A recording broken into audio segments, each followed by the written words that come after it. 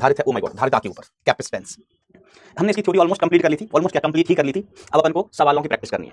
क्या करना है बेटा? सवालों की प्रैक्टिस। तो सवालों की प्रैक्टिस ना कुछ, चलो यहाँ से ही करते हैं कैपेसिटेंस से। हमने लास्ट टर्म पर आरसी परिपथ पढ़ा था बेटा। क्या पढ़ा था? आरसी परिपथ, उसके ग्राफ, समय स्थिरांक, ब्ला ब्ला ब्ला सब कुछ कैलकुलेट कर लिया था। अब देखो एक टाइप का सवाल, थोड़ा मैं इसमें थ्योरी बता देता हूं कि कैपेसिटर का भंजन, कैपेसिटर का भंजन, मंजन नहीं, मंजन सुबह सुबह करते हैं बेटा, भंजन है ये, भंजन, कैपेसिटर का भंजन। ठीक है, तो इसका मतलब क्या होता है? भंजन मतलब ब्रेक डाउन, उसका खराब हो जाना, एक तरीके से खराब हो जाना है ना, इसको कहते हैं इंग्लिश में break down of capacitor. Break down of capacitor मतलब कैपेसिटर का खराब हो जाना, कैपेसिटर का खराब हो जाना क्या कहलाता है? Break down of capacitor. कल बेटा मुझे कुछ नहीं हुआ था, थोड़ा सा ना गुड़िया को चोट लग गई थी यार, चलिए गिर गई थी वो सीढ़ियों से, इसलिए हमने अर्जुना का लेक्चर आधा ले पाया था, आपका ले ही नहीं पाया था, घर से पढ़वा गया था। चलिए दोस्तों, तो इसमें मेन पॉइंट ये है, मेन पॉइंट कि यदि कैपेसिटर के एक्रॉस विभवांतर, कैपेसिटर के एक्रॉस विभवांतर, अधिकतम विभवांतर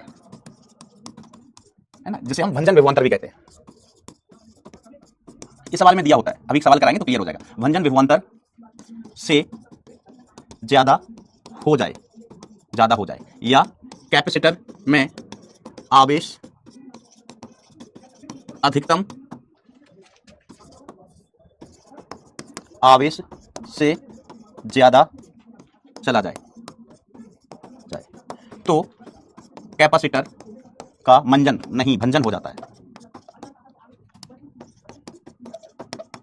इसको पहले अपन कॉमन भाषा से समझते हैं कि जैसे अपन ने सबने बल्ब देखे हैं ना, वो पीले कलर के बल्ब आते थे, लट्टू, ठीक है, तो कभी लाइट ज्यादा आ जाती थी तो अपना जो लट्टू है वो फ्यूज हो जाता था। हाँ, हम कह सकते हैं, उसको समझने के लिए बता रहा हूं, हम कह सकते हैं कि उसका क्या हो गया? भंजन हो गया। क्या हो गया? भंजन हो गया ना। आपने देखा होगा कि लट्टू फ्यूज हो गया, बल्ब फ्यूज हो गया, ठीक है, फ्यूज हो जाने का मतलब आप समझ सकते हैं कि उसका भंजन हो गया। और ये कब होता है बेटा? है ना, जैसे मान लीजिए ये लट्टू है अपना, ये 100 वोल्ट पर काम करने के लिए बना हुआ है।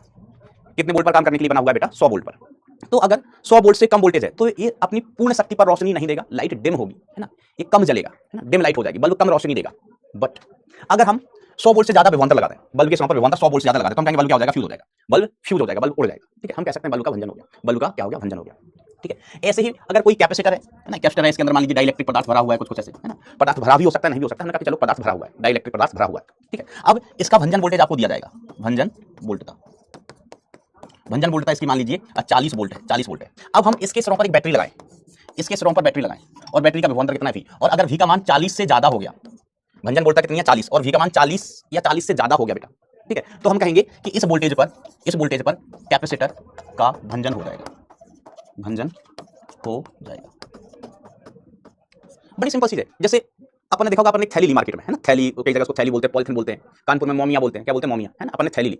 अब मान लीजिए थैली की कैपेसिटी 2 किलो की है, थैली में 2 किलो शक्कर आ सकती है, ठीक है। अब उस थैली में मान लीजिए हमने 2 किलो से ज्यादा शक्कर भर दी, उदाहरण के तौर पर बता रहा हूँ, 2 किलो से ज्यादा शक्कर भर दी, ठीक है, तो थैली नीचे से फट जाती है, थैली नीचे से फट जाती है, तो हमने क्या कह सकते हैं कि लो, थैली का भंजन हो गया, थैली का क्या हो गया? भंजन।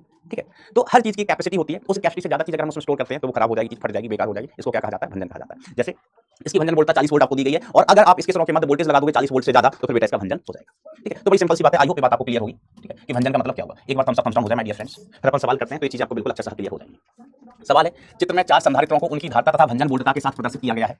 वह विद्युत वाहक बल के स्रोत का अधिकतम मान क्या होना चाहिए ताकि कोई भी संधारित्र भंजित ना हो, कोई भी संधारित्र का भंजन ना हो, किसी भी संधारित्र का बेटा भंजन ना हो, तो बाहरी वोल्टेज कितना होना चाहिए?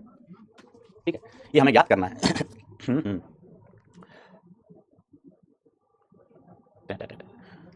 तो देखिए इसको अपन किस प्रकार से सॉल्व कर सकते हैं, चलो हम आवेश से सॉल्व करके बताते हैं इसको। Very good, very good. अच्छा, हम इस कैपेसिटर में चेक करें कि अधिकतम कितना आवेश जा सकता है। इस कैपेसिटर में अधिकतम, इसके नाम दे देते हैं हम, इसका नाम दे दिया मैंने C1, इसका नाम दे दिया C2, इसका नाम दे दिया C3, इसका नाम दे दिया C4, इसका नाम कितना दे दिया? C4। तो अधिकतम आवेश किसमें? C1 में कितना हो सकता है? Q बराबर क्या होता है? Q बराबर होता है C इंटू V। इसका कैपेसिटेंस कितना है? 3C, और भंजन वोल्टता इसकी कितनी है? 1 किलो वोल्ट, तो 1 kV, 1 किलो वोल्ट। तो इसमें कितना आवेश हो गया? 3 किलो कूलम, 3 किलो कूलम। ठीक है, हम दूसरे वाले कैपेसिटर में अधिकतम आवेश चेक करना चाहें, अधिकतम आवेश किसमें? C2 में, तो C2 में अधिकतम आवेश कितना जा सकता है? तो C2 में अधिकतम आवेश C इंटू V, C कितना है? 2C, और वोल्टता कितनी है? भंजन वोल्टता इसकी कितनी है? 2 kV। ये kV लिखा हुआ है, भंजन वोल्टता है ना, लिखा ना कि धारिता तथा भंजन वोल्टताओं के साथ प्रदर्शित किया गया है। C कैपेसिटेंस है, और जो kV किलो वोल्ट लिखा है ये क्या है बेटा? भंजन वोल्टता है। ध्यान से सुनना, तो 2 दूनी 4, 4 किलो कूलम, है ना, इस पर आवेश। C मतलब कूलम हो गया बेटा, है ना, कैपेसिटेंस वाला C मत समझना, C का मतलब कूलम, जो भी स्पेलिंग होता है, कूलाम, चलो ठीक है सी लिख रहे हैं, सी भी लिख लेता हूँ, कूलाम समझ जाओ, सी भी चलो सी लिख रहे हैं, कूलाम ऐसे कूलाम, ठीक है।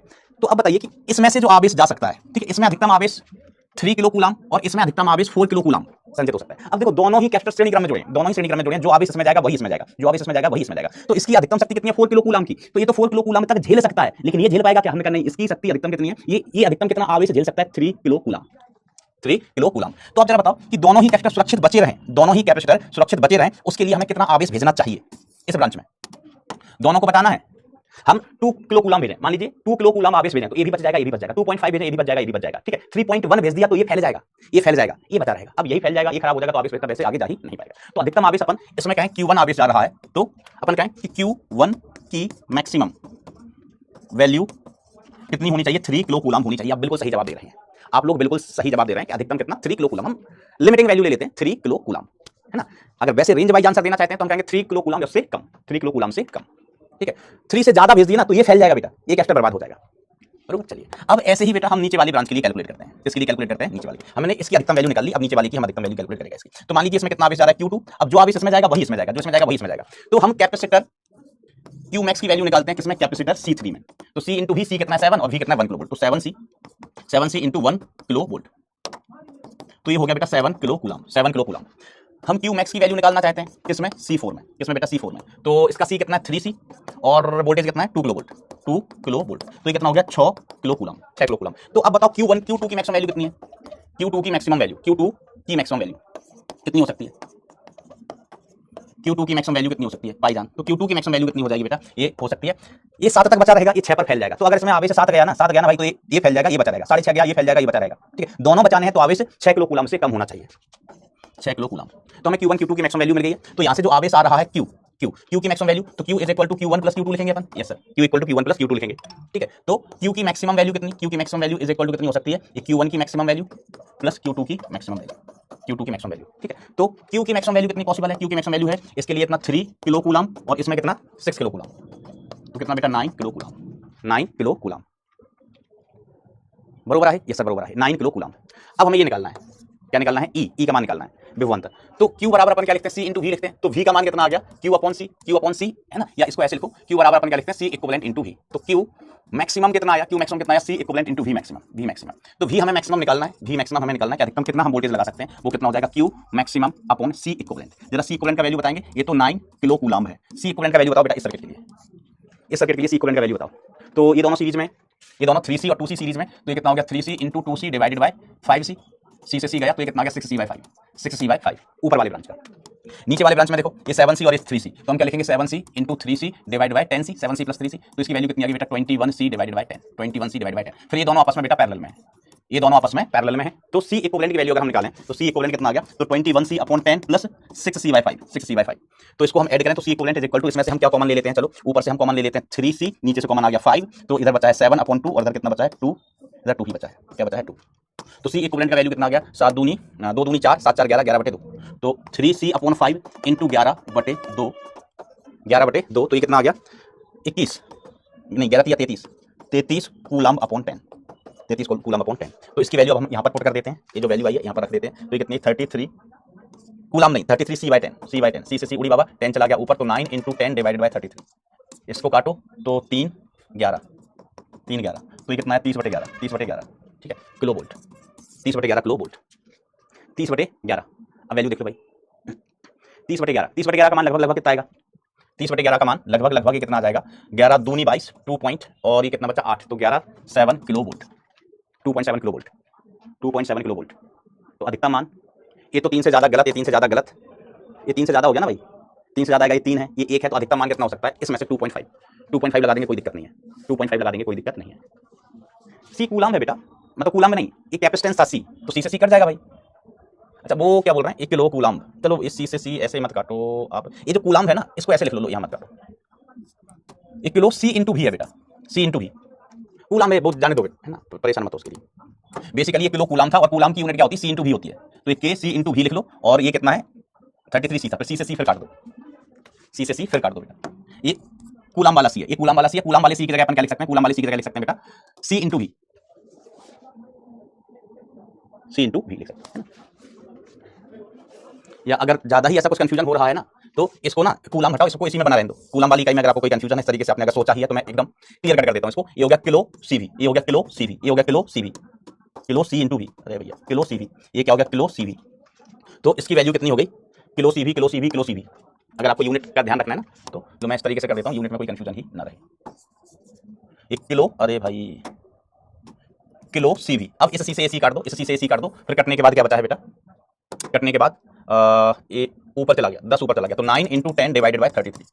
ठीक है, फिर इससे इसको काटा तो कितना आ गया, ऊपर 3 नीचे 11, ऊपर 3 नीचे 11। ओके बेटा, ये पूछ रहा है Q2 की मैक्सिमम वैल्यू सर 7 होगी, 6 कैसे? बेटा सुनो कि Q2 इस ब्रांच में वो आवेश भेजना है जिससे दोनों कैपेसिटर सुरक्षित बच जाएं, जिसके कारण बेटा दोनों ही कैपेसिटर सुरक्षित बच जाएं, जिसके कारण दोनों कैपेसिटर सुरक्षित बच जाएं। ठीक है, तो इसमें अधिकतम आवेश हो सकता है 7, इसमें हो सकता है 6। अब दोनों में सेम आवेश जाना है, दोनों में कैसा आवेश जाना है बेटा, सेम। तो अगर आप 7 भेजोगे तो ये तो बच जाएगा, लेकिन ये खराब हो जाएगा, ये खराब हो जाएगा, इसमें अधिकतम आवेश हो सकता है 6। हमें दोनों को ही बचाना है ताकि कोई भी संधारित्र भंजित ना हो, कोई भी संधारित्र बेटा भंजित ना हो, हमें दोनों को बचाना है, दोनों अपने भाई हैं, दोनों अपने भाई, हमें दोनों को बचाना है। तो इसको 7 से कोई दिक्कत नहीं है, 6.5 भेजें तो 6.5 से इसको कोई दिक्कत नहीं है, इसमें अधिकतम 7 जा सकता है, लेकिन इसमें अधिकतम 6 ही जा सकता है, 6.5 पर भी ये फैल जाएगा। तो यहां से हम Q2 अधिकतम कितना भेज सकते हैं, 6। कितना भेज सकते हैं बेटा, 6 भेज सकते हैं। ओके, अच्छा बैकग्राउंड आवाज आ रही है क्या? बैकग्राउंड का आवाज तो सारे वैसे ना ये इस क्लास की ना आवाज आती है इसमें, सुनो सर, इस क्लास की आवाज इसमें आती है, इसकी। हाँ देखो मैं सुनाता हूँ, मुझे लगता है ना कि कॉर्नर पर ना साउंड प्रूफ है ना, इधर से उधर हो जाता है। वो तो कोई दिक्कत नहाया है ना, आपने कोई दिक्कत नहीं दिखता होगा है ना, तो इसका ना इधर ना ये मतलब वो गैप भी है शायद कुछ ऐसा, यहाँ से है ना। बालक का सी इक्विवेलेंट का वैल्यू सही नहीं है क्या, कैलकुलेट करके देख लो भाई, जो भी आ रही हो वैल्यू कैलकुलेट कर लेना भाई। 7 × 21/10, 7 × 3 = 10, और 3 दूनी 6/5, 6/5, 21/3। देखो वैल्यू अगर कहीं कैलकुलेशन में कोई प्लस माइनस है तो भैया चेक कर लेना यार। 21/10 ही आई उधर वाली, 21/10 60/5 सीधे जोड़ दो, 3 कॉमन आया 7 बचा, 3 कॉमन आया 2 बचा, सी भी बाहर आ गया, इधर 2 बचा, इधर कुछ नहीं बचा, 7 4 11, 11/2, 11/2, 11 3 3। कहाँ गलत है ओ पगलू सर?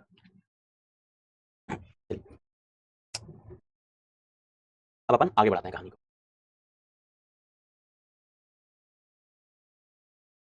ये सवाल मैंने आपको गृह कार्य के तौर पर दिया था, आइए देखते हैं इसको। दो समरूप संधारित्रों 1 2 को चित्रानुसार बैटरी से श्रेणी क्रम में जोड़ा गया है। चित्रानुसार संधारित्र 2 में के परावैद्युतांक की परावैद्युत पट्टिका संधारित्र में संचित आवेश Q1 तथा Q2 है। अब परावैद्युत पट्टिका को हटाते हैं और उनके संगत आवेश Q1 और Q2 है। तो देखो बेटा, पहले ये लगी हुई है पट्टिका भरी हुई है, तब आवेश कितने हैं Q1 और Q2 है। तो देखो बेटा, शुरुआत में जब ये पट्टिका है तब आवेश कितना है, दोनों में सेम होगा, सीरीज में कनेक्ट है, तो केस 1 अपन लेके चल रहे हैं, केस 1। अभी आवाज ठीक है बेटा, अभी आवाज ठीक है, ओके। केस 1 लेके चल रहे हैं, जब परावैद्युत पट्टिका है, डाइलेक्ट्रिक स्लैब है, डाइलेक्ट्रिक स्लैब है, तो इस केस में अपन सी इक्विवेलेंट क्या लिखेंगे, दोनों समान संधारित्र हैं, इसकी धारिता सी, तो इसकी धारिता कितनी होगी, केसी होगी, कितनी होगी केसी, और दोनों श्रेणी क्रम में है, तो अभी सी इक्विवेलेंट कितना हो जाएगा, सी इक्विवेलेंट जब श्रेणी क्रम में है तो C into KC divide by C plus KC, मतलब के प्लस 1 इंटू सी।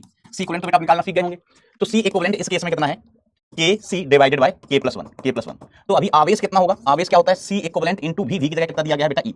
तो अभी आवेश कितना है, सी इक्विवेलेंट कितना है, के सी अपॉन के प्लस 1 इंटू ई, पहले केस में। अब हमने पट्टिका हटा ली, केस 2, केस 2 डाइलेक्ट्रिक रिमूव करने के बाद, रिमूव करने के बाद, तो जब हम डाइलेक्ट्रिक रिमूव करेंगे तो ये तो सी ही रहेगा, ये केसी था, केसी का सी हो जाएगा, डाइलेक्ट्रिक हमने हटा दिया है। तो अब अपन Q डैश लिख रहे हैं, तो Q dash is equal to C equivalent into V।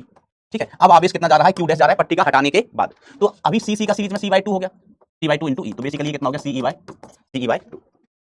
हां, तो देखो संधारित्र संचित आवेश कितना है, अब पट्टिका को हटाते हैं, उसके संगत आवेश कितना है। अच्छा ये देखना बेटा कि जो Q1 बराबर Q2 बराबर Q होगा, तब क्यों, सीरीज में है ना भैया, सीरीज में आवेश सेम होगा, Q1 Q2 से बराबर होंगे। बाद में आवेश कितने हैं, एक में Q1 डैश है, दूसरे में Q2 डैश है, भैया सीरीज में है तो ये आवेश बराबर ही होंगे, सीरीज में आवेश समान होते हैं। अगर इसमें x है तो इसमें भी x, इसमें Q1 तो इसमें भी Q1, इसमें Q2 इसमें भी Q2। ठीक है भाई, चलिए तो अब Q1 डैश अपॉन Q का मान निकालना है, Q1 डैश अपॉन Q। तो अपन Q डैश अपॉन Q का मान निकालते हैं, Q डैश अपॉन Q कितना होगा, CE/2 divided by KCE upon K plus 1 upon K plus 1। ठीक है, इसी का मान निकालना है, KCE अपॉन K प्लस 1। तो CE से CE कैंसिल आउट हो गया, ये ऊपर क्या चला गया बेटा, K प्लस 1, K प्लस 1 कटा चला गया, ऊपर चला गया भैया, K प्लस 1 ऊपर चला गया, और नीचे बचा है 2K, नीचे बचा है 2K। तो ये Q1 डैश है, इसी की वैल्यू सॉरी Q डैश है, इसी की value Q1 dash upon Q1 के बराबर होगी, और इसी की value Q2 dash upon Q2 के बराबर होगी, क्योंकि Q1 बराबर Q2 बराबर Q है, श्रेणी में है बेटा, और Q1 डैश बराबर Q2 डैश बराबर Q डैश है, बराबर कितना है, Q डैश है। ठीक है, तो ये आंसर आ जाएगा। अगर हम ऐसे निकालना चाहें, Q अपॉन Q डैश निकालना चाहें, तो इसकी वैल्यू कितनी आ जाएगी, इसकी वैल्यू आ जाएगी 2K upon K plus 1, K plus 1। ठीक है, अगर उल्टा निकालना चाहें 2K अपॉन K प्लस 1। ठीक है, कौन सा ऑप्शन दिख रहा है, टू के अपॉन, अच्छा क्यू डैश अपॉन क्यू की वैल्यू के प्लस वन अपॉन टू के, क्यू डैश अपॉन क्यू की value, Q dash upon Q की वैल्यू, ये आंसर हो गया। ये बराबर ही है बेटा, क्यू वन क्यू टू से परेशान मत होना, उल्लू बनाने के लिए बोला है। क्यू वन बराबर क्यू टू बराबर क्यू, सीरीज में हमने जैसे इसमें क्यू माना, तो इसमें भी क्यू। अब सवाल में कह रहे हैं इसमें क्यू वन इसमें क्यू टू है, तो क्यू वन क्यू टू भैया बराबर बराबर होंगे, सीरीज में है, तो ये वाला आंसर आएगा। तो इसका अनुपात ये आना है, ठीक है, ये वाला पूछे नहीं है ना, तो ये आंसर हो गया। तो सिंपल सी बात है भाई। तो जब पट्टी का भरी है तब हमने सी इक्विवेलेंट निकाला, और जब पट्टी का नहीं है तब हमने सी इक्विवेलेंट निकाला। क्यू बराबर सी वी या क्यू बराबर सी इक्विवेलेंट इनटू वी। बड़ा प्यारा सवाल है। आइए बेटा शुरू करते हैं। 10 ओम प्रतिरोध द्वारा संधारित्र अनावेशीकरण परिपथ के लिए धारा समय वक्र दिया गया है, धारा समय वक्र दिया गया है ना। देखना ये अच्छा सवाल है सीखने के लिए, एक ही सवाल में ना सब कुछ सीख जाओगे आप। संधारित्र के समय पर प्रारंभिक विभवांतर है ना, ये निरावेशन परिपथ है, मतलब हमारे पास एक कैपेसिटर होगा और एक प्रतिरोध होगा, संधारित्र के समय पर भी इनिशियल हम मान लेते हैं कितना है, V0 है, और धीमे धीमे घटता जाएगा। V इनिशियल कितना V0 है, संधारित्र डिस्चार्ज हो रहा है तो ये धीमे धीमे घटता जाएगा। अब प्रारंभ में, मतलब प्रारंभ में क्या, कभी भी किसी भी समय पर, किसी भी समय पर, मैं यही लिख दूं, अगले पन्ने पे करते हैं, पहला ऑप्शन सॉल्व करते हैं। तो हम कहेंगे किसी भी समय पर V across the capacitor is equal to V across the resistance। Sir why, हमने कहा दो ही चीजें हैं, दोनों पैरेलल में कनेक्ट हैं, दोनों ही पैरेलल में कनेक्ट हैं, दो ही चीजें हैं, बरोबर। तो हम कहें V initial across the capacitor is equal to V initial across the resistance। तो V initial across the capacitor कितना हो जाएगा बेटा, रेजिस्टेंस के समय के मध्य विभवांतर कितना, हम I नॉट इंटू आर लिख देंगे, मतलब I initial इंटू आर। प्रतिरोध के समय के मध्य विभवांतर ही होता है I इंटू आर, तो V initial across the plates of capacitor कितना आ गया, I का वैल्यू प्रारंभ में समय t बराबर 0, ये समय t बराबर 0 है, I का ग्राफ दिया गया, समय t बराबर 0 पर करंट कितनी है 10, और रेजिस्टेंस कितना है 10 ओम। रेजिस्टेंस कितना दिया गया है 10 ओम दिया गया है, तो I की वैल्यू 10 एम्पियर, रेजिस्टेंस की value 10 ohm, 10 into 10 100, this is 100 volt. Option पहला हो गया, सही है गलत है हम चेक कर लेंगे। ऑप्शन 1 प्रारंभिक बिल्कुल सही है, पहला ऑप्शन बेटा बिल्कुल सही है। अब टिक करके आगे नहीं बढ़ जाना, हाँ मेंस का पेपर होता तो टिक करके आगे बढ़ सकते। अगर ये प्रश्न मेंस के पेपर का होता तो टिक करके आगे बढ़ जाते हैं। अब हमें बात करना है कि संधारित्र की धारिता इतनी होगी, ओ माय गॉड, संधारित्र की धारिता कैसे निकालें मिर्जा, हमें कुछ समझना आ रहा हो, हमें कुछ समझना आ रहा हो। तो देखो हमें इस समय पर करंट पता है, हमें इस समय पर करंट पता है t बराबर 2 सेकंड पर, तो ऑप्शन 2 हम चल रहे हैं ऑप्शन 2 पर, ठीक है। तो t बराबर 2 सेकंड पर धारा I इज इक्वल टू कितनी है 2.5 एम्पियर, 2.5 एम्पियर। तो देखो I बराबर अपन क्या जानते थे इसमें, Q upon RC, Q upon RC into e to the power minus t by RC, यही हुआ करता था। अरे हाँ या ना बोलो, कल रिजल्ट हमने निकाला था डिस्चार्जिंग के लिए, वैसे तो मैंने मिटा दिया भैया आज स्लाइड, क्या बताओ यस और नो, यही रिजल्ट आई था करंट का डिस्चार्जिंग के लिए, यही सूत्र आया था, यस नो जल्दी लिखो भैया। सर केवल दो में ही, सर दो में ही के है गुरुजी, बेटा सभी में के है ना, कहीं नहीं लिखा है तो फिर मिसप्रिंट होगा, दो में के है, यस बेटा दो में ही के है, इसलिए तो हमने इसको के सी लिखा है, इसको सी लिखा है, के सिर्फ दो में है बेटा, एक में नहीं है, एक खाली दिख रहा है ना अपन को। ओके आपने कंफर्म कर दिया कि रिजल्ट यही आया था। तो आई का मान कितना है 2.5 एम्पियर, इसमें हम मान रखते हैं आई का मान कितना 2.5 एम्पियर, क्यू हमें पता नहीं है, तो क्यू की जगह अपन क्या लिख देते हैं सी इंटू वी नॉट, प्रारंभिक आवेश, सी इंटू वी इनिशियल। इसमें क्यू क्या था बेटा, ये क्यू प्रारंभिक आवेश था, कैपिटल क्यू है ना, मैं यहाँ लिख देता हूँ कैपिटल क्यू क्या है बेटा, प्रारंभिक आवेश, प्रारंभिक आवेश। सर प्रारंभिक आवेश को कैसे लिखोगे, आपने हिम्मत है तो हम कहेंगे हिम्मत की बात कर रहे हो, सी इंटू वी इनिशियल, तो सी इंटू वी इनिशियल का हम मान ज्ञात कर चुके हैं, कितना आया है 100 आया है। तो अब देखो बेटा अब हम इसमें मान रख रहे हैं, साथ देना मेरा, इसमें मान रख रहे हैं, तो आई का मान कितना हो वैसे 2.5 एम्पियर, क्यू का मान कितना है 100 into C divided by R C, R का मान कितना है बेटा 10 ओम, सी और e to the power minus समय कितना है 2 second upon R C, R का मान कितना है 10 इंटू सी, 10 इंटू सी, सी से सी बाबा टिल्लू ए कट गया। तो बेटा हम इसको थोड़ा सा इस साइड लेके आ जाए, तो ये 2.5 अपॉन में 10 आ गया, ठीक है सर, और e to the power minus 1 upon 5 C आ गया, माइनस 1 अपॉन 5 सी। अब इसको हम लिख सकते हैं 1 अपॉन 4, इसको काटेंगे तो 1 अपॉन 4, इसको काट दो तो कितना आएगा 4, is equal to e to the power minus 1 by 5 C, 1 by 5 C. अब इसको हम इधर लेके आए तो 4 टू दी पावर माइनस 1 हो गया, is equal to e to the power minus 1 by 5 C आया। अब यहाँ पर हम क्या करते हैं, लॉग ले लेते हैं ई बेस पर दोनों साइड, तो ये लॉग ऑफ 4 पावर बेटा आगे आ जाती है, समझ रहे हो ना, तो लॉग की प्रॉपर्टी है गणित के विद्यार्थियों, इज इक्वल टू घात आगे आ जाएगी minus 1 upon 5 C log of e at base e. बेटा समझ गया ना ये बात, लॉग लिया है, लॉग की प्रॉपर्टी लॉग लिया है और लॉग की प्रॉपर्टी लगाई है, 0 1 खेल जाओ बेटा इस स्टेप के लिए, कैलकुलेशन है भैया, सब फिजिक्स ना है, फिजिक्स ना है इसमें, कैलकुलेशन है बेटा सीधी सीधी, लॉग लिया, लॉग की प्रॉपर्टी घात आगे आ जाती है, घात आगे आ जाती है, 0 1 खेल जाओ बेटा, समझ गए हो तो 1, समझ गए 1, कंफ्यूजन तो 0, कुछ बच्चे लिखेंगे 0, हमें पता है वायोडीन है वो, सब समझ गए, सब समझ गए, सब समझ गए, लव यू लिख दिया, एक ने 0 लिख दिया, अरे पगलेट तुम सीख लेना कि लॉग कैसे लिया जाता है, तो माइनस से माइनस कट गया। तो अब देखो इसको भी log 4 को हम क्या लिख सकते हैं, 2 log 2 लिख दूं सर, फिर हम समझ नहीं पाएंगे, जाल कितने बच्चे 2 0 लिख रहे हैं यार, तुम करवा लो, समय बर्बाद करवा लो, तुम हो गए, तुम्हें log लेना नहीं आया अब तक, इतने बड़े हो गए। 4 to the power minus 1 is equal to log of नहीं e to the power minus 1 by 5 C.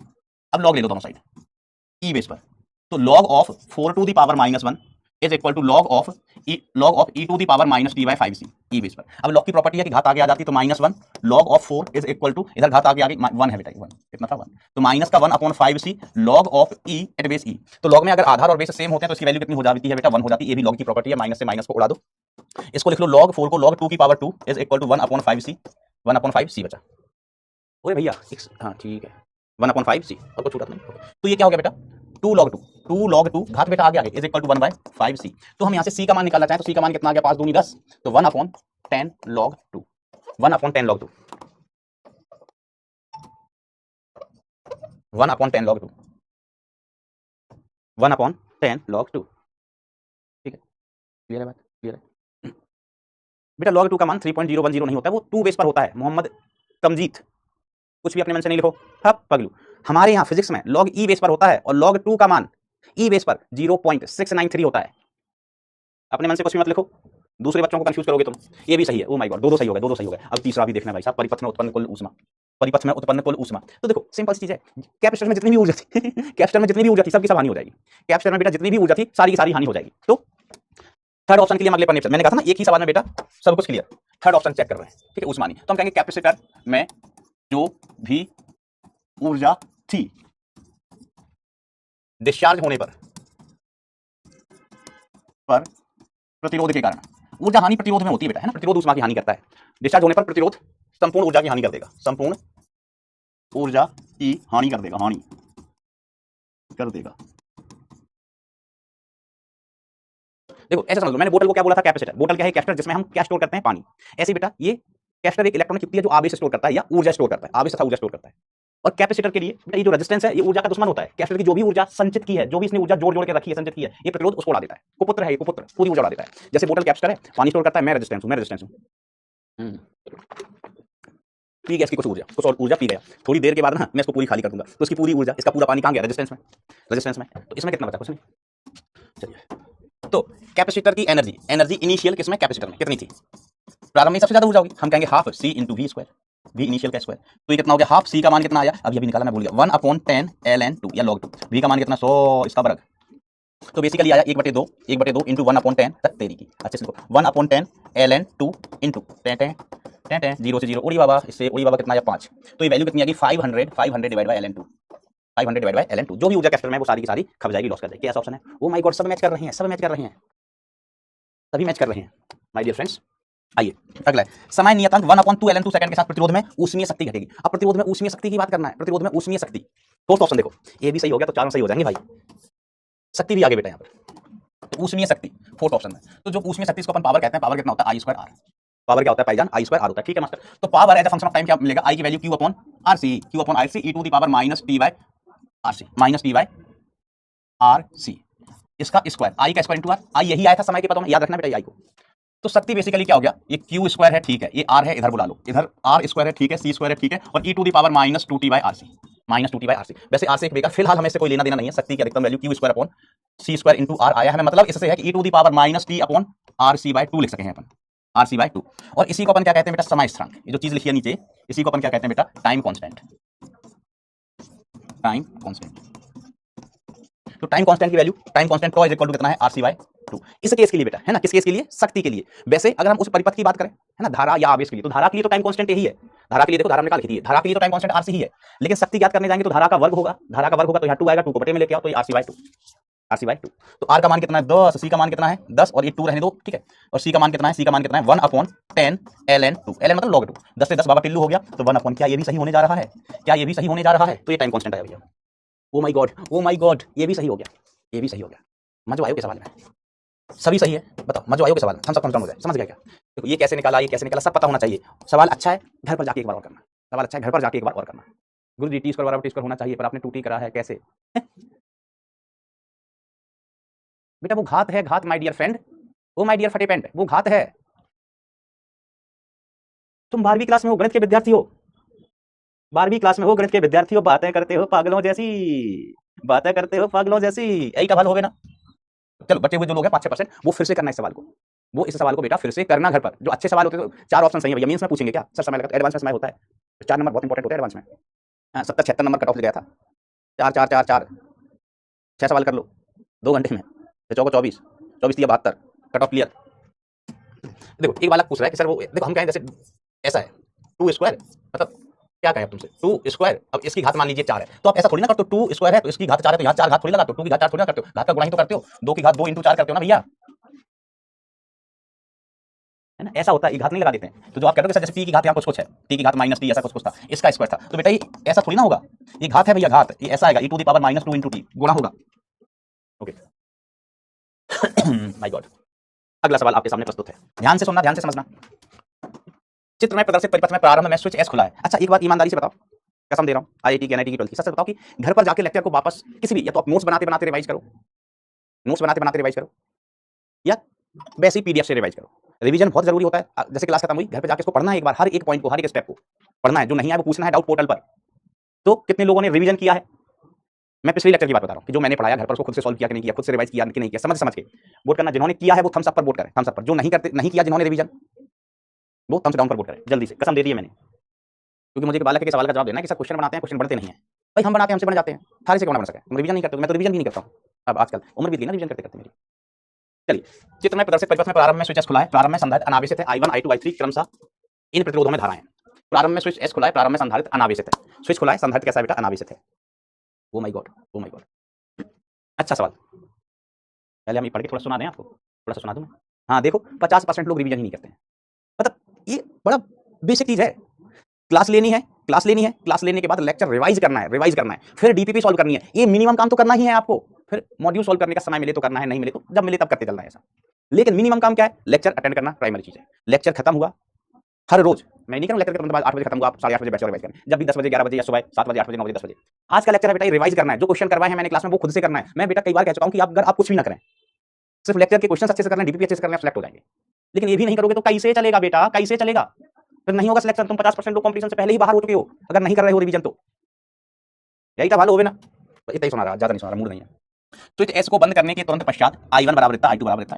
अब याद करो बेटा, आरसी सर्किट में स्विच एस करने के तुरंत बाद इनिशियल कंडीशन में हम कैपेसिटर को क्या करते थे। अब देखो कैपेसिटर को हम क्या करते थे, ये कब याद रहेगा आपको, मैंने पढ़ाया था, ये कल पढ़ाया था। अब कल को दिन हो गया कितना, सैटरडे, तो संडे बीत गया, मंडे बीत गया। अगर आपने रिवीजन किया हुआ होता, एक बार ठीक से चीजें समझी होती, तो आपको आज याद रहती, आज याद रहती। अगर रिवीजन नहीं किया होगा तो फिर बेटा याद नहीं रहेंगी चीजें, आपका पढ़ना ना पढ़ना सब व्यर्थ हो जाएगा। और लेक्चर का रिवीजन ना ज्यादा टाइम नहीं लगता है, जैसे थ्योरी होती है वो तो जल्दी जल्दी रिवाइज हो जाती है। कभी क्वेश्चन है तो प्राइमरी चीज क्या है कि क्वेश्चन आपको खुद से सॉल्व करना है घर पर जाकर। काफी बच्चे क्या करते हैं, रिवीजन किया तो थ्योरी थ्योरी थ्योरी पढ़ ली, हो गया। थ्योरी से इंपॉर्टेंट चीज होती है क्वेश्चन, क्योंकि थ्योरी में हमने जो फॉर्मुले सीखे हैं वही क्वेश्चन में लगाओगे। जब आप क्वेश्चन में फॉर्मुले लगाने जाओगे तो आपको फॉर्मुला देखना पड़ेगा, याद नहीं आएगा। तो थ्योरी का रिवीजन तो वैसे ही हो जाएगा। मेन चीज क्या है, मेन चीज क्या है, क्वेश्चंस। तो कैपेसिटर को हम क्या बना देते हैं बेटा, तार बना देते हैं, ठीक है। तो हम इनिशियल स्टेट की बात करते हैं इस पेज पर, इनिशियल स्टेट की।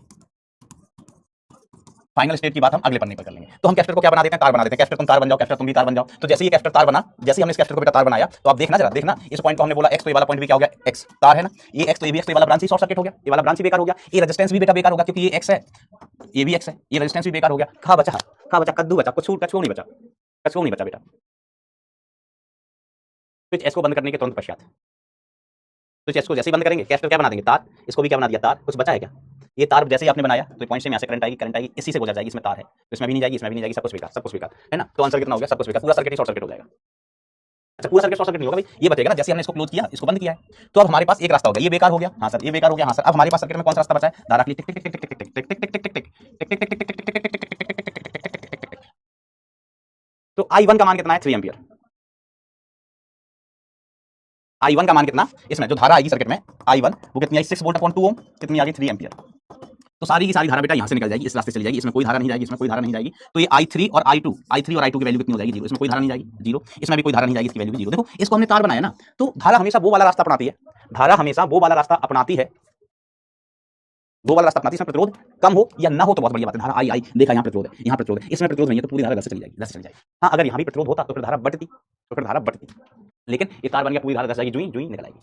स्विच एस बंद करने के तुरंत पश्चात, ठीक है। तो ये तो गलत हो गया, क्यों गलत हो गया, ये वाला तो सही है, ये वाला सही है, बट ये वाला गलत है। I1 बराबर 3 एम्पियर, ठीक है। I2 बराबर 0, I3 बराबर 0, बिल्कुल सही बात है, बिल्कुल सही बात है, बरखुरदार। ये इनिशियल स्टेट की बात है, हम बात कर लेते हैं फाइनल स्टेट की अगले पन्ने पर, इसी पे करेंगे तो हौच पौच हो जाएगा। अब हम मिटा रहे हैं, हम फाइनल स्टेट की बात कर रहा है, हम किसकी बात कर रहा है बेटा, फाइनल स्टेट की,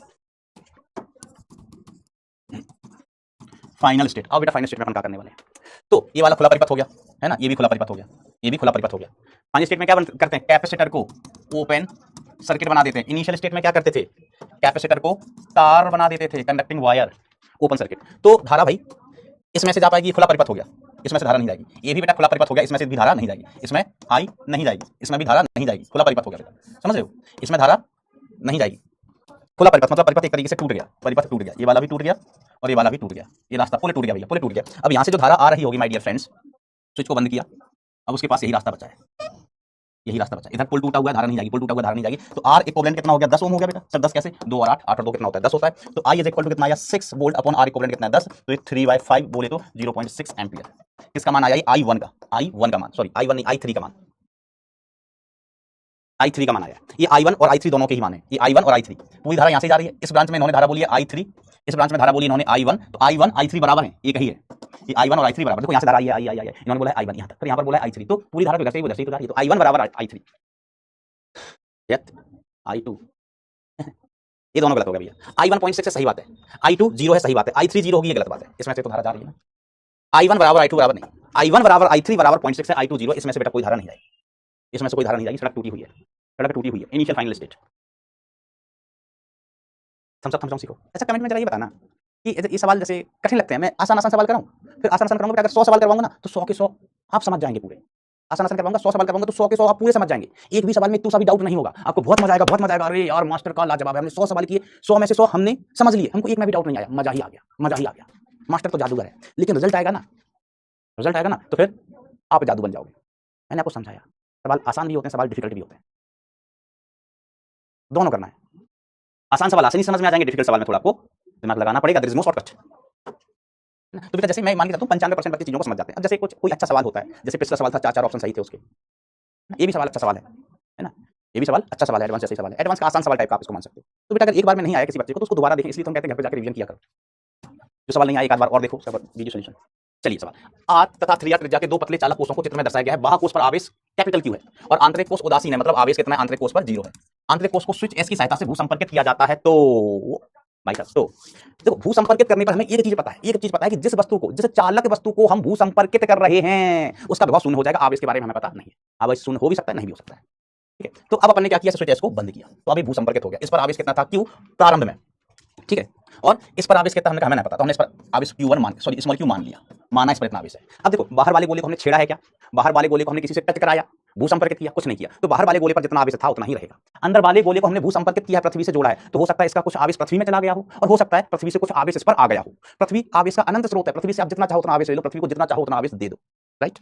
हाँ, भू संपर्कित कराने की मेन चीज क्या है कि इसका विभव, ठीक है, इसको क्या नाम दे दें? कुछ भी नाम दे, इस पॉइंट को हमने नाम दे दिया ये, तो इसका विभव 0 हो जाएगा। इसको हमने V संपर्कित किया तो VA बराबर कितना हो गया? 0। अब आओ, अगर हिम्मत है आप में तो गोले A का विभव, पॉइंट A का विभव लिख लो। तो विभव लिखना बड़ा आसान बात है, आप कोशिश करो, दो गोले हैं, दोनों से पूछना कि गोले गोले तुम्हारे कारण पॉइंट A पर विभव कितना है, अपनी कॉपी में लिखो। अंशुल अहिरवार बेटा, आप क्वेश्चन की प्रैक्टिस करते रहेंगे, सॉल्यूशन देखते रहेंगे, ठीक है, तो क्वेश्चन की लैंग्वेज धीमे धीमे सीख जाएंगे। आप सिर्फ वीडियो सॉल्यूशन देखेंगे, खुद से नहीं करेंगे, बिना सॉल्यूशन देखे, तो क्वेश्चन की लैंग्वेज बेटा समझने में आपको 5 साल लग जाएंगे, हो सकता है उससे भी ज्यादा लग जाए।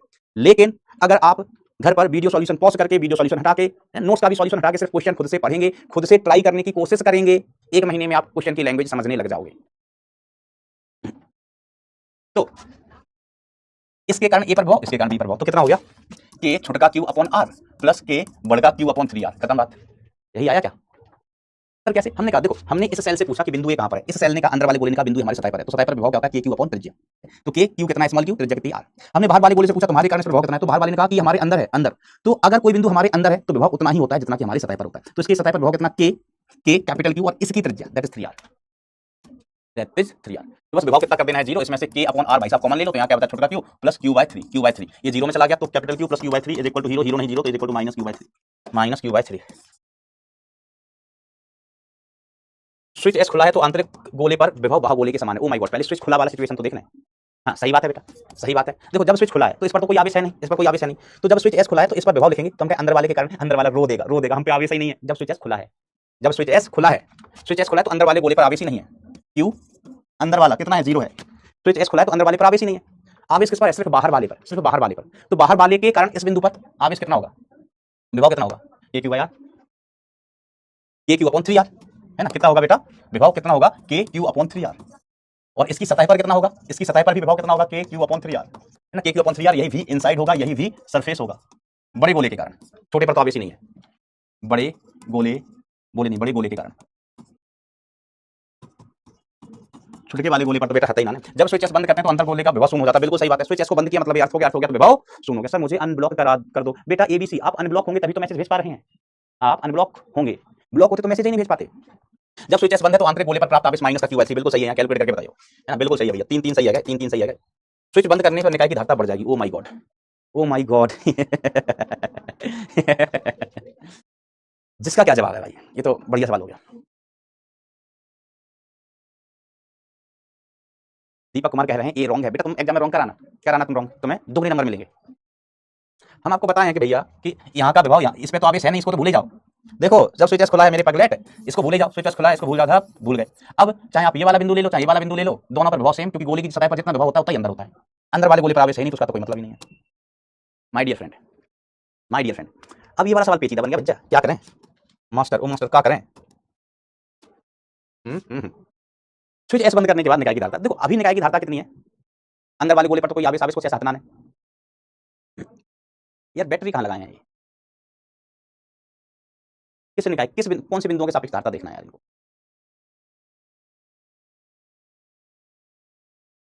चलो हम इनके सापेक्ष ले लेते हैं धारिता। एक गोला दो गोला, एक गोला दो गोला, है ना। ध्यान से देखना, फोर्थ ऑप्शन की बात करते हैं। एक गोला दूसरा गोला हमने यहाँ लगा रखी है, चलो बेटा बैटरी यहाँ पर बैटरी लगा रखी है और ये अभी स्विच खुला हुआ है, स्विच खुला हुआ है। अब देखो बेटा धारिता की बात होती है किन बिंदुओं के बीच में, तो हम इन बिंदुओं के बीच में धारिता निकाल के देख लेते हैं। तो नंबरिंग कर दो 1 1 2 2 1 1 2 2 1 1 2 2, तो 1 की दो सतहें 1 1, 1 की दो सतहें 1 1, 2 की दो सतहें 2 2, और ये कहां से बनाएंगे अनंत से, अनंत अनंत 2 2 1 1। बैटरी किसके बीच में लगी है बेटा, बैटरी लगी है 1 के और 2 के बीच में। हम इन्हीं के बीच में बैटरी लगी हुई मानेंगे, इन्हीं के बीच में बैटरी लगी हुई मान रहे हैं 1 और 2 के बीच की निकाय की धारिता, 1 और 2 के बीच में। ये खुला हुआ है, ये खुला हुआ है मतलब 2 अभी अर्थ नहीं है, तो ये वाला कैपेसिटर बेकार हो गया, ये भी बेकार हो गया। सिर्फ हमारे पास एक कैपेसिटर बचा है 1 2 का, 1 2 का यहाँ लगी है भैया बैटरी, तो इसकी धारिता कितनी हो जाएगी, C12 की धारिता कितनी हो जाएगी, तो 4 पाई एप्सिलॉन नॉट AB, मतलब R into 3R divided by 3R minus R। याद है बेटा, दो गोलों से बना एक संधारित्र, उसकी धारिता 4 pi epsilon not AB upon B minus A, AB upon B minus A, ठीक है बा। तो इसकी वैल्यू कुछ आ जाएगी कैलकुलेट होके, हाउ मच, ठीक है अभी देख लेते हैं। तो C12 कितना हो गया 3R, तो 4 तिया 12, 4 तिया 12 pi epsilon not, 12 pi epsilon not R square divide by 2R, R से R बेकार हो गया, 2 से गया कितना अच्छे आया, तो C12 कितना आ गया बेटा 6 pi epsilon not R, 6 pi epsilon not R, ठीक है माय डियर फ्रेंड। ये सिखाया है बेटा मैंने सर्किट बनाना। अब कुछ बच्चे ऐसे होंगे कि लेक्चर ही नहीं देखा होगा वाला। केस 1 S ओपन है, स्विच खुला हुआ है। केस 2 S क्लोज्ड है, स्विच को बंद कर दिया भैया। तो स्विच को बंद कर दिया तो देखो भाई साहब सीन कैसा आएगा, इसको स्विच बंद है मतलब ये अर्थ हो गया, अर्थ हो गया। बैटरी यहाँ पर, बैटरी हमने यहाँ पर लगाई हुई है, ठीक है। अब देखो नंबरिंग करो 1 1 2 2, और ये कहां से बनाएगा इन्फिनिटी से। तो 1 1 की दो सतहें, 2 2 की दो सतहें और इन्फिनिटी की दो सतहें, इन्फिनिटी इन्फिनिटी। बैटरी 1 और 2 के बीच में, दिन दहाड़े लगा दो बैटरी लगा दी। अर्थ किसको किया हुआ है 1 को, तो 1 को अपन ने अर्थ किया मतलब कितना वोल्ट हो गया 0 वोल्ट, 1 को अर्थ किया है तो 0 वोल्ट, और अनंत का विभव भी 0 वोल्ट, तो 1 और अनंत को जोड़ दो। ओ माय गॉड, ये प्लेटें बर्बाद है गई, ये प्लेट कैसे होगी बच्चा, बर्बाद है गई, ये प्लेटें आएंगी बर्बाद, ठीक है। तो धारिता बढ़ जाएगी, बिल्कुल सही ऑप्शन है। अब देखो दो कैपेसिटर बनेंगे, तो 1 2 का बैटरी लगी हुई है इधर 1 2 के बीच में, ठीक है, और फिर एक कैपेसिटर इधर 2 इन्फिनिटी के बीच में, इन्फिनिटी और 2 के बीच में। तो अब C इक्विवेलेंट कितना हो गया इस केस का, C इक्विवेलेंट इस केस का हो गया C12 प्लस C2 इन्फिनिटी। ये तो ज्ञात करने की जरूरत नहीं थी कि कितनी धारिता आएगी, ठीक है। तो बेसिकली C12 तो है ही है, इसमें ये वाला और जुड़ रहा है, दोनों समांतर में ये वाला और जुड़ रहा है। तो अपन लिखना चाहें तो अब नई धारिता क्या होगी, C12 की हम निकाल चुके हैं 6 पाई एप्सिलॉन नॉट R, और इसकी कितनी 2 इन्फिनिटी की, तो 4 पाई एप्सिलॉन नॉट, और इसकी त्रिज्या 3R है। इसकी त्रिज्या कितनी है बेटा 3R है, इसकी त्रिज्या 3R है। बेटा पूजा वर्मा तुमने ये गोली संधारित्र वाला लेक्चर देखा था पूरा ध्यान से, हाँ ना बोलो। ये जो कह रहे हैं ना कि सर हमको पता नहीं चला, हमको समझ नहीं आया, तुमने लेक्चर देखा था, वीडियो को ऑन करना। तुम लेक्चर ही नहीं देखोगे, हम पूरा पढ़ा देंगे तो तुमको कहां से क्लियर होगा।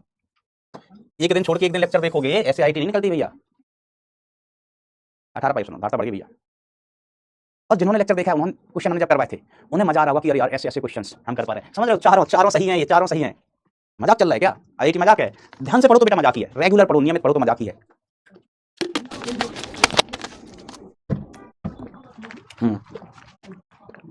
अब अगर बोलोगे कि नहीं सर क्लियर नहीं, हम कसम देके वीडियो कॉल करके पूछ लेंगे तुमसे कि लेक्चर देखा था कि नहीं देखा था, मैं कहते रहूंगा। चलो आगे बढ़ते हैं। एक बढ़िया सा सवाल। चित्र में स्थायी अवस्था में परिपथ का एक भाग इसकी शाखाओं में प्रवाहित धाराएं प्रतिरोधों के मान दिए गए हैं, C बराबर विच इज 4 माइक्रोफैराड में संचित ऊर्जा ज्ञात कीजिए। इसमें हमें संचित ऊर्जा का मान बेटा ज्ञात करना है, संचित ऊर्जा का मान ज्ञात करना है। अच्छा लास्ट क्वेश्चन के लिए थम्स अप हो जाए। जिन बच्चों को डाउट होगा तो ज्यादातर को होगा फोर्थ वाले केस में, क्योंकि उन्होंने गोली संधारित्र का जो हमने एक मायावी लेक्चर लिया था वो तुमने नहीं देखा होगा, एक्स्ट्रा नहीं लिया था, पिछले लेक्चर फ्राइडे वाला ही था शायद, फ्राइडे वाला ही था वो। चलो हम आगे बढ़ते हैं। तो देखो भाई साहब, हमें इसमें संचित ऊर्जा निकालनी है, संचित ऊर्जा। तो आप इसके सरों पर विभवांतर निकाल लो या इसके सरों पर आवेश निकाल, जैसे हमने कहा ये पॉइंट x है, ये पॉइंट y है, तो इसमें संचित ऊर्जा U इज इक्वल टू हम क्या लिख सकते हैं, half CV square, half CV square, half C V square. ठीक है, शाबाश बेटा शाबाश, है ना। बच्चे हुए जो 6% लोग हैं वो फिर से देखें उस सवाल को, गोलीय संधारित्र वाला लेक्चर देखें। अब देखो भाई ध्यान से देखना, इसमें धारा 2 एम्पियर, यहाँ पर धारा 1 एम्पियर। ध्यान देना, यहाँ से धारा कितनी आ रही है, डायग्राम को ध्यान से बोल दिया, धारा दी है 2 एम्पियर, 2 एम्पियर यहाँ से आ रही है 1 एम्पियर, 1 एम्पियर। अब जब संधारित्र पूर्णतः आवेशित होगा, है ना, स्थायी अवस्था, स्थायी अवस्था का मतलब हुआ कैपेसिटर पूर्णतः आवेशित, कैपेसिटर पूर्णतः आवेशित। ठीक है, तो देखो यहाँ से धारा इसमें कितनी जाएगी 3 एम्पियर, यहाँ से धारा कितनी गई भैया 3 एम्पियर। ठीक है, 3 एम्पियर, 3 एम्पियर धारा इसमें तो जाएगी नहीं, क्योंकि ये तो पूर्णतः आवेशित हो गया भाई साहब। इनका पेट भर गया, पेट, है ना। जैसे हमारे यहाँ ना तक पेट भर जाता है ना, उसके बाद ना कोई थोड़े खा, अब हमको दिखाना भी मत, अब हमको दिखाना भी मत, पेट भर गया इतना।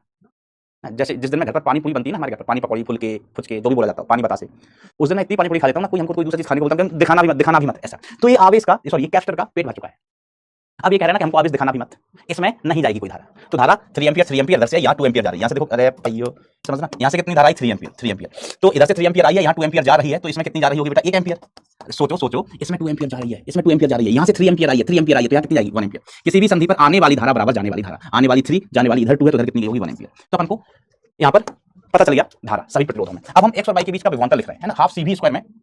बेटा ये हाफ सी वी स्क्वायर है, तो v कौन सा, V x minus V Y. Capacitor के स्लोप के मध्य विभवांतर कितना है, V x minus V Y. Capacitor के स्लोप के मध्य विभवांतर कितना, अरे पगलू, V x minus V Y का स्क्वायर, या वी एक्स वाई लिख लो, व्हाटएवर, है ना। वी एक्स और y के बीच का विभवांतर, यही तो कैपेसिटर लगा है। चलिए अब कैपेसिटर के स्लोप के मध्य विभवांतर हम ज्ञात करते हैं, मेरा साथ देना, मेरा साथ देना पड़ेगा, देना पड़ेगा। तो V x minus V y हम लिख रहे हैं, मतलब x और y के स्लोप के मध्य विभवांतर। तो कोई रास्ता है कि हम x से चल के y आ सके, हमने कहा देखो हरा हरा तोता, हरा हरा रास्ता, हरा हरा रास्ता। देखो इधर से धारा 3 प्रतिरोध 5, तो 3 × 5, धारा 3 प्रतिरोध 1 प्लस 3 × 1, धारा 1 प्रतिरोध 2 प्लस 1 × 2। तो V x minus V Y कितना आ गया भाईजान, V x minus V Y, अरे V x minus V Y के 15, 15 3 18, 18 और 2 20। क्या मैंने सही जोड़ा है, सही जोड़ा होगा मास्टर, इतने बड़े हो गए, जोड़ना भी नहीं आता क्या तुम्हें। तो हमने कहा u is equal to half, C का मान कितना 4 माइक्रो फैला दे, माइक्रो फैला दे, और इसका मान कितना है 20, 20 का स्क्वायर, हमने इसका मान यहाँ पर दिया 20 का स्क्वायर। तो u इज इक्वल टू कितना है 2 माइक्रो फैराडे, इसको काटा 2 बचा 2 माइक्रो फैराडे, और इसका वर्ग कितना होता है 400, 400। तो u इज इक्वल टू कितना है 4 दूनी 8, 800 micro joule, 800 micro joule, this is the energy, है ना। तो 800 माइक्रो जूल एनर्जी आ जाएगी। क्या ये बात क्लियर है, क्या ये बात क्लियर है, 800 माइक्रो जूल।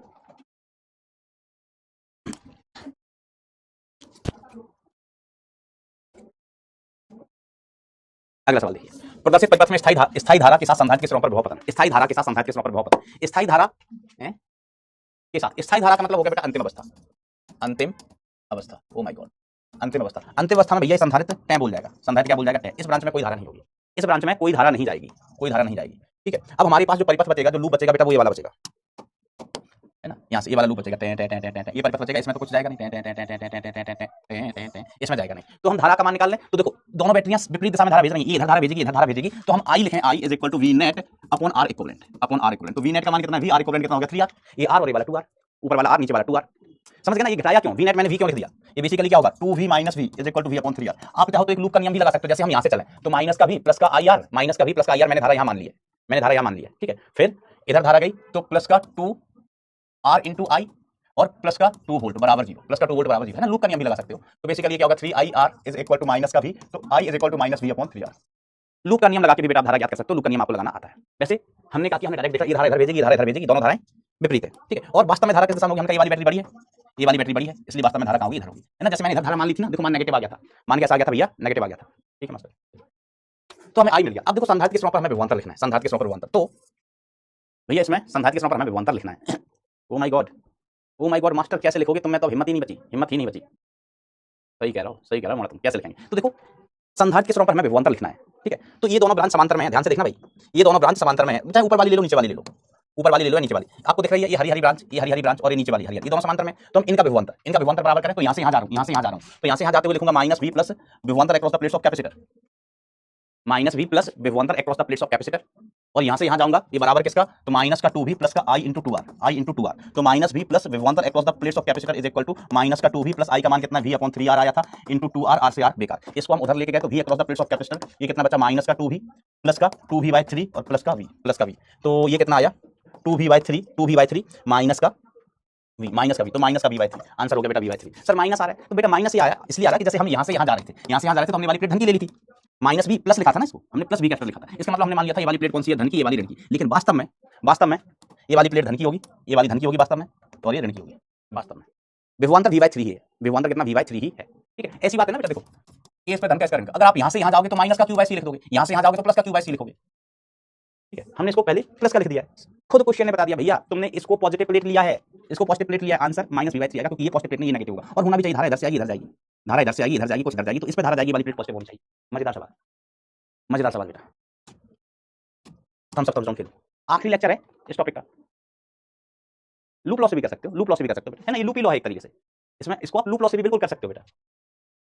विभवांतर बराबर कर दो या लूप लॉ लगा दो, लूप लॉ लगाना है, लो लूप लॉ लगा दो, लूप लॉ लगा दो, लो भैया कह रहे हो सर लूप लॉ, उनका लूप लॉ लगा दो। लूप लॉ में आपको पहले प्लेट मानना पड़ेगा, कौन सा पॉजिटिव कौन सा नेगेटिव। मैं चलो उल्टा मान रहा हूं, इसको मान लिया पॉजिटिव वाली प्लेट, इसको मान लिया नेगेटिव वाली प्लेट। वास्तव में ये पॉजिटिव होगी, नेगेटिव क्यों, धारा इधर से गई तो धारा इधर जाएगी, तो ये प्लेट होगी पॉजिटिव, ये होगी नेगेटिव, हमने उल्टा मान लिया। क्योंकि एग्जाम में हो सकता है आप उल्टा मान लो, एग्जाम में हो सकता है आप उल्टा मान लो, तो क्या दिक्कत है, हम यहाँ से चलते हैं। चलो तो माइनस का v प्लस का v अक्रॉस द कैपेसिटर, फिर आगे गए माइनस का i इंटू 2। सर माइनस का क्यों, हमने कहा देखो धारा इस दिशा में बह रही है, हम उल्टे जा रहे हैं, और प्लस का 2v, जहां से चले थे वहीं पहुंचे बराबर 0।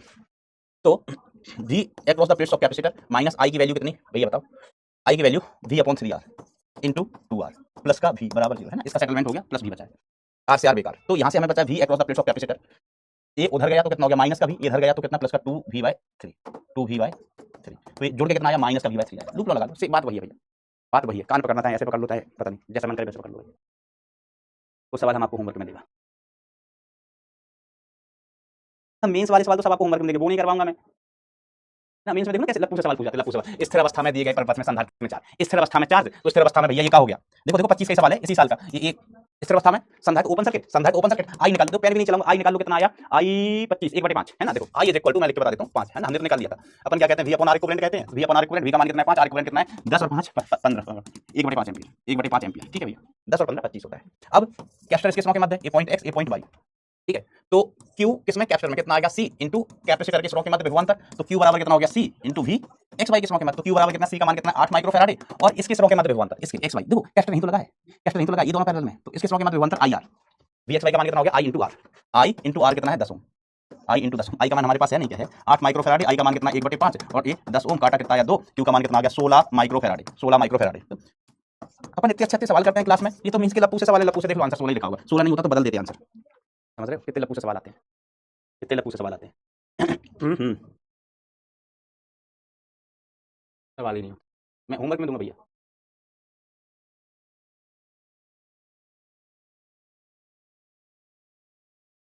संदर्भ रसायन सर परावैद्युतांकों के दो परावैद्युत समान रूप से भरा गया है, ये K1 K2 का मान दिया क्या ये, अच्छा बेटा ये जो ये दिया ना ये वास्तव में ये किसका मान हो गया, जैसे इसका हम K2 का है ना, तो K इंटू एप्सिलॉन नॉट का मान, K इंटू एप्सिलॉन नॉट का मान, जो एप्सिलॉन होता है वो एप्सिलॉन r, देखो मैंने बताया एप्सिलॉन बराबर क्या होता है, epsilon r into epsilon not, तो एप्सिलॉन बराबर एप्सिलॉन r और K एक ही चीज होती है, एप्सिलॉन r को ही हम K कहते हैं बेटा। तो सीधे सीधे ना आपको जो मान दिया गया ना एप्सिलॉन 1 एप्सिलॉन 2, तो ये किसके मान दिए गए, जैसे एप्सिलॉन 1 क्या है K1 into epsilon not, epsilon 2 क्या है K2 इंटू एप्सिलॉन नॉट, इसी के मान दिए गए हैं, समझ रहे हो बेटा। जैसे एप्सिलॉन बराबर अपन क्या कहते हैं K इंटू एप्सिलॉन नॉट, अब सवाल में इन्होंने K का मान नहीं दिया, K का मान नहीं दिया, सीधा K इंटू एप्सिलॉन नॉट का मान दे दिया, सीधा K इंटू एप्सिलॉन नॉट का मान दे दिया। तो जैसे संधारित्र की धारता हम कहते हैं ना परावैद्युत भरने के बाद क्या हो जाती थी, क्या होती थी K epsilon not A by D, K epsilon not A by D, तो अब इन्होंने सीधा मान दे दिया K एप्सिलॉन नॉट का मान दे दिया कि कितना लेने का, एप्सिलॉन लेने का, तो C1 कितना हो गया epsilon 1 A upon D, C2 कितना हो गया एप्सिलॉन 2 A अपॉन D, है ना। अब ये देख लेना किसका एरिया कितना और किसका D कितना, ठीक है। चल तुम इधर उधर की बातें कर रहे हो कमेंट में, हम करने देंगे तुम्हें इधर उधर की बातें, क्या याद रखोगे तुम भी, मास्टर इधर की बात नहीं करने दे रहा था हमको, हम मास्टर से झगड़ा करेगा, झगड़ा कर लेना, जब मन करे जहां मन करे, जिस चौराहे पे मन करे उस चौराहे पे झगड़ा कर लेना, हम तुमको चाय पिला देंगे, तुम्हारा गुस्सा शांत हो जाएगा, फिर कहोगे हमारा तो मन ही नहीं करता झगड़ा करने का, हमारा झगड़ा करने का बिल्कुल भी मन नहीं करता, ऐसा कहोगे तुम। चलो पूछा सवाल, आओ भैया आओ। नीचे दिखाए गए परिपथ में स्विच S को स्थिति P से लंबे समय तक जोड़ा जाता है, ओ माय गॉड, स्थिति P से लंबे समय तक जोड़ा जाता है ताकि संधारित्र पर Q1 माइक्रोकूलम आवेश हो जाए, फिर S को स्थिति Q में बदल दिया जाता है और लंबे समय के बाद संधारित्र पर आवेश Q2 माइक्रोकूलम हो जाता है। तो देखो पहले किससे जोड़े हैं, इससे, है ना, केस वन S P से जुड़ा है, S P से जुड़ा है, ओके माय डियर फ्रेंड, संधारित्र आवेश निकाल। तो देखो हम इसका इक्विवेलेंट पर्पस बना लें, इक्विवेलेंट पर्पस बना लें भैया। देखो हमने इस पॉइंट को बोल दिया, बड़ा आसान है, दो बैटरियां होंगी समांतर क्रम में, इसको हमने x बोला, इसको हमने y बोला, कैपेसिटर किसके बीच में लगा, x y के बीच में, है ना, x y के बीच में कैपेसिटर लगा। वैसे तो तुमको दिख रहा है कि एक बैटरी एक सेल दूसरी सेल समांतर क्रम में, एक सेल दूसरी सेल दोनों आर कनेक्टेड इन समांतर क्रम, ठीक है मास्टर। तो वैसे मैं बना के बता देता हूँ कि ए वाली प्लेट पर, इस प्लेट को हम बोल देते हैं प्लेट ए, इसको बोल देते हैं प्लेट बी, ठीक है, ये वाली प्लेट ए और ये वाली प्लेट बी। तो प्लेट ए से बैटरी का धनसिरा जुड़ा है, एक बैटरी ऐसे लगी है, ठीक है। दूसरी इसका भी धनसिरा प्लेट ए से जुड़ा है कैपेसिटर का, या धनसिरा ए भी नाम मत दो तो भी देख लो यार, कभी नहीं देने की जरूरत है भी नाम मत दो। अब देखो धनसिरा किससे जुड़ा है, बैटरी का धनसिरा एक्स से, इस बैटरी का धनसिरा एक्स से, दो बैटरियां समांतर में, 1 वोल्ट 1 ओम, 2 वोल्ट 2 ओम, तेरी की। तो देखो भैया इक्विवेलेंट निकाल लो इसका, ई इक्विवेलेंट निकाल लो जल्दी से, लेट मत करना, लेट मत करना। तो ई इक्विवेलेंट इज इक्वल टू हम क्या लिखते हैं, E1 R2 plus E2 R1 समांतर क्रम में upon R1 plus R2, R1 plus R2। तो ई इक्विवेलेंट कितना हो गया माय डियर फ्रेंड, तो 1 इंटू 2 प्लस 2 इंटू 1, समझ गया। E1 का वैल्यू कितना है 1, R2 कितना है 2, E2 का वैल्यू 2, R1 का वैल्यू 1, याद है। R1 प्लस R2 1 प्लस 2, तो 2 दूनी 4 3। तो ई इक्विवेलेंट कितना आ गया बेटा 4/3 आ गया, 4/3 वोल्ट। आर इक्विवेलेंट कितना आ गया, आर इक्विवेलेंट समांतर क्रम में होता है R1 R2 divide by R1 plus R2। तो 2 इंटू 2 प्लस 3 2/3 आ गया, कितना आ गया 2/3। तो देखो बेटा Q1 का परिमाण, तो Q1 का परिमाण मतलब ये कैपेसिटर है, ये बैटरी एक बना दी हमने। आर इक्विवेलेंट कितना पाई जान, आर इक्विवेलेंट है 2/3। ई इक्विवेलेंट कितना है सर, ई इक्विवेलेंट है 4/3, 4/3। हमें इसमें क्या निकालना है, आवेश निकालना है। क्या निकालना है, आवेश। लूप लॉ लगा दो या कैसे भी धारा बारा जैसे जो भी आप करना, चलो हम यहाँ से चल लेते हैं। आवेश है इसमें Q1, तो Q1 upon C, Q1 upon C धारा इधर जा रही है, plus I into R equivalent minus का E equivalent is equal to 0। तो Q1 का हमें मान निकालना है, तो Q1 अपॉन C, आई कहां से लाओगे बच्चा, अच्छा अंतिम अवस्था में होगा ना, स्थायी अवस्था में परिमाण। तो अंतिम अवस्था में, स्थायी अवस्था में आई कितना हो गया भैया 0, है ना, स्थायी अवस्था में लिखा होगा लंबे समय तक स्थायी अवस्था में। तो स्थायी अवस्था में भैया देखना भाई ध्यान से, स्थायी अवस्था में पूरा आवेशित हो गया, पूरा आवेशित हो गया, धारा है ही नहीं, स्थायी अवस्था में धारा है ही नहीं। तो potential difference across the capacitor, potential difference across the capacitor E equivalent के ही बराबर आ गया। अरे हाँ ना बोलो भाई, ई इक्विवेलेंट के ही बराबर आ गया। ओपन सर्किट है, धारा इसमें है ही नहीं, इसमें धारा नहीं है तो इसका कोई काम का नहीं है। तो कैपेसिटर के समय के मध्य ये बैटरी लगी है, बस क्या लगी है, बैटरी। तो इसको हम लिख देंगे Q1 upon C is equal to E equivalent. तो Q1 का मान कितना आ गया, C into E equivalent. C का मान कोई बता दे, तो C का मान कोई बता दे, 1 माइक्रोफैराडे, 1 माइक्रोफैराडे। तो 1 माइक्रोफैराडे इंटू 4/3, तो कितना आ गया 4/3 माइक्रो कूलम। 4/3 को हम कहते हैं 1.33 माइक्रो कूलम। भरोसा नहीं हो यहाँ देख लेना खूब, 1.33 दशमलव, मतलब दशमलव के बाद भी कोई अंतर नहीं आएगा। कठिन है, कठिन है नहीं, बिल्कुल कठिन नहीं, सिंपल सी है। ये जोड़ा है ना, तो हमको देखिए 2 बैटरियां समांतर क्रम में, 2 बैटरियां समांतर क्रम में, तो ये सर्किट ऐसा आ गया। स्थायी अवस्था में ये धारा होगी नहीं, जितना विभवांतर इतना उतना इक्विवेलेंट, उतना इक्विवेलेंट, ठीक है। अब दूसरा सवाल, दूसरा सवाल Q2 का परिमाण। Q2 आवेश कब है, देखो इसकी टेक्निक समझना। Q2 आवेश कब है, हम इसको कॉपी करके लेके जा रहा है, इस पेज को हमने कॉपी कर लिया Q2 के लिए, हमने इसको Q2 के लिए कॉपी किया है। केस 2, केस 2, केस 2 में क्या सीन है भाई, S किससे जुड़ा है, Q से, S के Q से जुड़ा है, मतलब ये बेकार है, ये वाला जुड़ा हुआ है, ये वाला जुड़ा हुआ है। इस पॉइंट को फिर से नाम दिया X, इस पॉइंट को नाम दिया Y। तो X और Y के बीच में क्या जुड़ा है, मास्टर कैपेसिटर जुड़ा है। ये पॉइंट है X, ये पॉइंट है Y, ठीक है। अब X Y के बीच में एक बैटरी जुड़ी है, इसमें 2 ओम आंतरिक प्रतिरोध है और ये बैटरी जुड़ी है, बैटरी। हमने कहा ओ माय गॉड वेरी गुड, ठीक है। ये 2 ओम और ये 2 वोल्ट। अब देखो इधर से देखो X Y से एक प्रतिरोध जुड़ा है 1 ओम का, X Y से एक प्रतिरोध अकेला जुड़ा हुआ है 1 ओम का, और अच्छा कुछ नहीं। अब ध्यान देना, ध्यान देना भैया, काम की चीज, अच्छे अच्छे सवालों में काम की चीज, बटर। मैं साधु आदमी यार, ये सब नहीं खाता। काम की चीज, काम की चीज। देखो 2 बैटरियां पैरेलल में है, यस और नो। यहाँ पर 2 सेल्स पैरेलल में दिख रही हैं क्या, यस और no my dear friends, yes और no my dear friends please.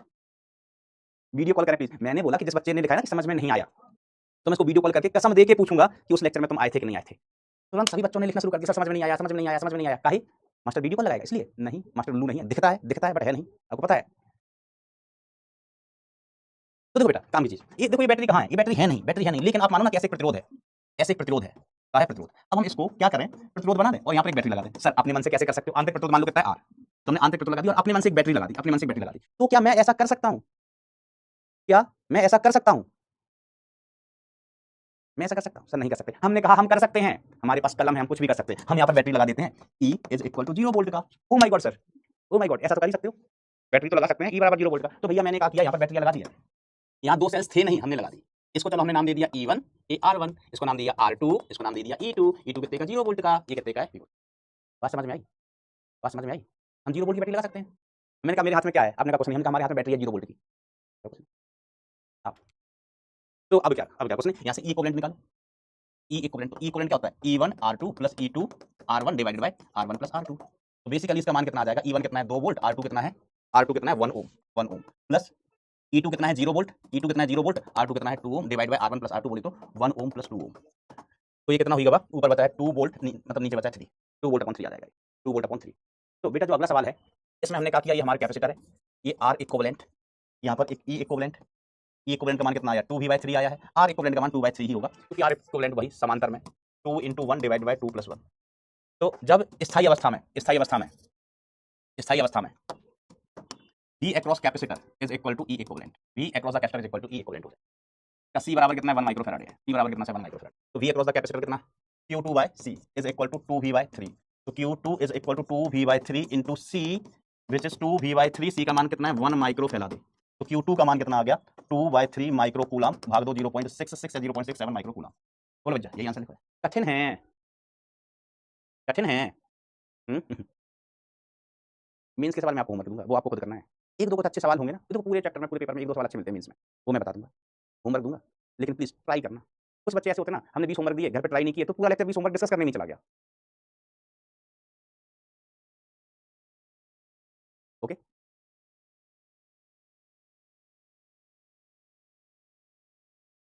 ये लप्पू सा सवाल है बेटा, लप्पू सा सवाल। चलो मैं करवा दूंगा। राइट, आज के लिए इतना ही। तो कितने लोग सीख रहे हैं, कितने लोग चीजों को समझ रहे हैं। और देखो बेटा, इस पर एडवांस लिखा था, बहुत सारे क्वेश्चन अपन ने पहले किए हैं जिन पर एडवांस बस लिखा नहीं था, एडवांस किए थे, और करवाएंगे हम जो सवाल पूछे गए हैं। तो कोई गिला सिकवा हो तो बताइए भैया, कोई गिला सिकवा हो तो कमेंट सेक्शन में बताइए, और मन लगा के दिल लगा के दिमाग लगा के पढ़ाई करना जल्दी। कितने लोग सीख रहे हैं, समझ रहे हैं, मजे ले रहे हैं सब्जेक्ट के, हम सब समझाऊंगा हो जाए। आज के लेक्चर में बेटा कोई थ्योरिटिकल चीजें नहीं थी, तो हो सकता है जो बच्चे सिर्फ थ्योरी थ्योरी पढ़ने आते हैं, थ्योरी थ्योरी पढ़ने से मैं क्लियर कर दूं बेटा सिलेक्शन नहीं होता है। जो सिर्फ थ्योरी थ्योरी पढ़ने आते हैं उनको हो सकता है कि आज का लेक्चर टफ लगाओ, कठिन लगाओ, मजा नहीं आया हो। लेकिन जो बच्चे लिटरली एडवांस की तैयारी कर रहे हैं उनको अच्छी लगी होंगी ये चीज। तो चलो मित्रों, आज के लिए इतना ही। शाबाश बेटा, 3 4 95 होता है, 4 5% बच्चे फिर से देखना, अगर आप सच में एडवांस की तैयारी कर रहे हैं तो बच्चों आज के लिए इतना ही। मन लगा के दिल लगा के दिमाग लगा के, मन लगा के दिल लगा के दिमाग लगा के पढ़ाई करते रहें। नेक्स्ट टर्म पर बेटा हम क्या करेगा, नया चैप्टर स्टार्ट करेगा, मैग्नेटिज्म। बोर्ड जेई दोनों के लिए इंपॉर्टेंट है, ठीक है। तो thank you so much, tata bye, take care, love you all.